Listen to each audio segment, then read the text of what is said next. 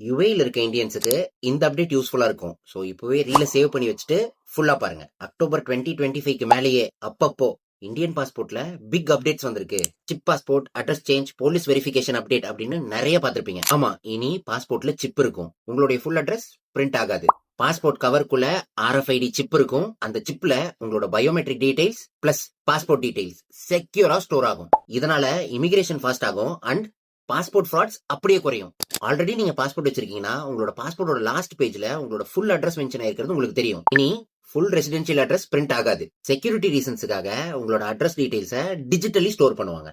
And சில social media ரீல்ஸ்ல சொல்ற மாதிரி பாஸ்போர்ட் வெரிஃபிகேஷன் ஃபுல்லா ரிமூவ் ஆகல. ஆனா உங்களோட டாக்குமெண்ட்ஸ் எல்லாம் கரெக்டா இருந்துச்சுன்னா டிஜிட்டல் சிஸ்டம் யூஸ் பண்ணி ஃபாஸ்டரா வெரிஃபிகேஷன் பண்ணிடுவாங்க. நீங்க புதுசா பாஸ்போர்ட் அப்ளை பண்றீங்க அப்படின்னா உங்களுக்கு இந்த இ-சிப் பாஸ்போர்ட் தான் கிடைக்கும். அண்ட் உங்ககிட்ட ஆல்ரெடி வேலிட் பாஸ்போர்ட் இருந்துச்சு அப்படின்னா நீங்க கவலைப்பட வேண்டாம். நீங்க ரெனியூவல் பண்றப்போ உங்களுக்கு இந்த இ-சிப் பாஸ்போர்ட் கிடைக்கும். இந்த ரீல சேவ் பண்ணிட்டு யாருக்கு யூஸ் ஆகும்னு நினைக்கிறீங்களோ மறக்காம ஃபார்வர்ட் பண்ணிருங்க.